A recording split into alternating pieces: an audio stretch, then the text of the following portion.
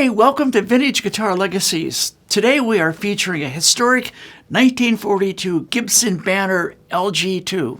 Let's dig in.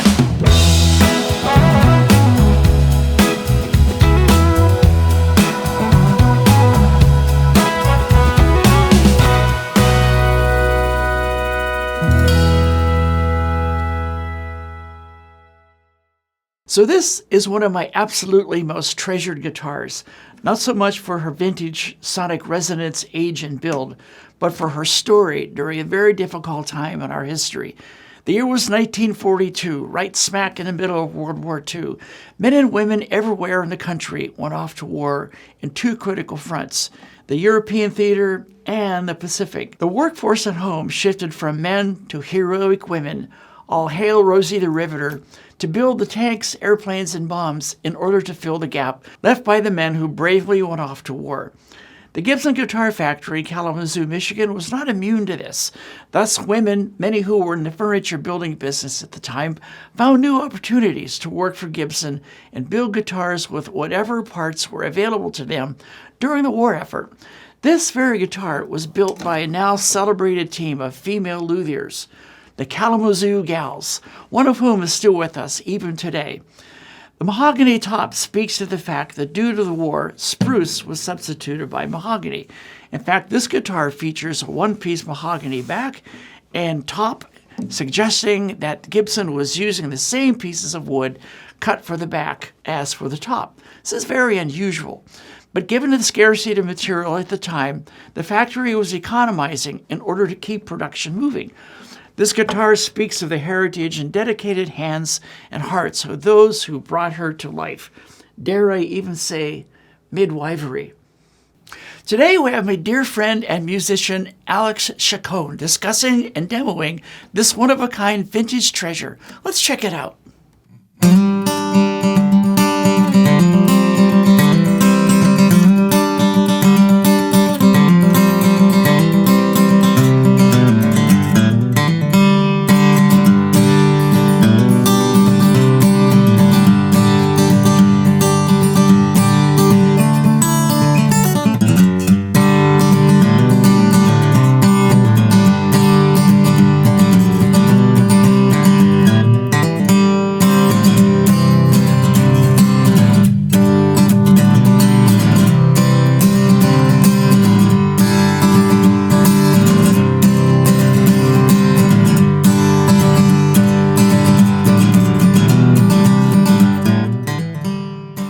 Alex, thank you so much. I mean, that was just a beautiful piece of work that you did there in demonstrating this incredible instrument. Tell me, when do you pick up a guitar? If you're like me, if there's a guitar within eyesight, I mean, you're drawn to it immediately. Right.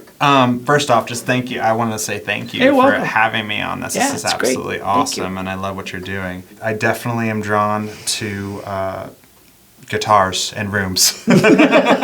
Yes, all of them.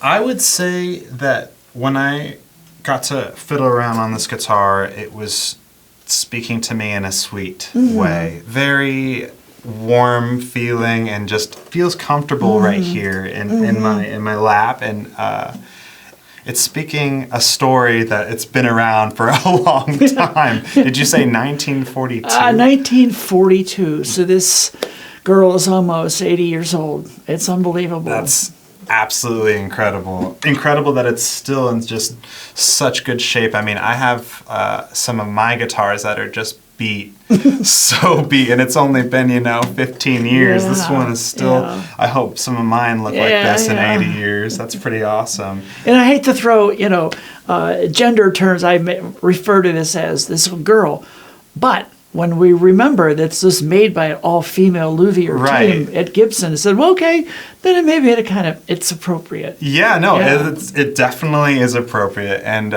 that's just such an amazing story on these guitars and when they were brought to production, and just the timing and the history. And I feel like you can just kind of feel that, even just That's that vibe. getting a little Yeah. goosebumpy here, but just, Yeah. you know, it just feels like that, you know, Yeah. it feels like history. Yeah. Well, Gibson at the time had, you know, a lot of parts and materials laying around during the war effort. A lot of that stuff was not available. Like, we know this does not have a steel rod Right. in the neck, because that all went to the war effort.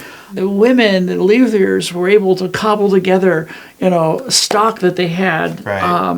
So this one particular has a solid mahogany top Right. and back, Right. which makes it really unique. In my experience, I've definitely played a couple of different guitars that had a one solid top, and the resonance in those specific guitars are just really profound in a way that it's just not the same as other guitars. And you know, this being one solid on each side, it has that characteristic. Especially, this was 1942, was the inaugural year for this model. Right. It's the first year they made this. Right. So Right. makes it really cool. How's it feel in your hands? You know, I would say the neck is a little bit bulky for me, you know, playing 3 or 4 hour gigs, standing up to, and you have the strap and you want to kind of feel comfortable, but it sounds so beautiful. Maybe I would make it Maybe through you it just would. with the sound. And then I just wanted to say the action on this particular guitar feels just so nice, in the setup. And, Yeah, it's set up really you know, well. Yeah. I've been looking for a good setup, so I whoever you Oh, are. I know yeah. a guy. Oh yeah, who?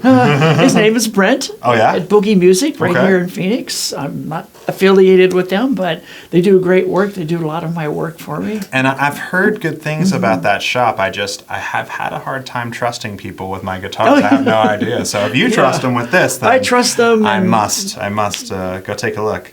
Sure. And I have to give a shout out to Carter's Vintage in Nashville. A lot of the guitars that come my way Right. come through Christy and Walter. Right. Yeah, I've They've been there. very- I've been there once yeah. before. They have such an extensive It's- collection. Yeah, I know. It's I think mind-blowing. I got to play my first Paul Reed Smith Dweezil mandolin guitar there, private stock. That was a beautiful guitar. Yeah. There's really cool shop. Really Yeah, it cool really shop. is. Yeah. Well, Alex, thank you so much for absolutely. joining us and being a part of this adventure. And Yeah. we're having fun showcasing some of this history. And to me, that's important. So Yeah.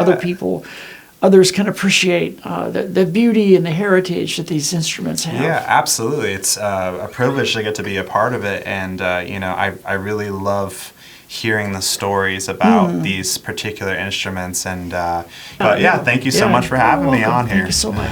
Yeah, you bet. Thanks for tuning in to this episode of Vintage Guitar Legacies.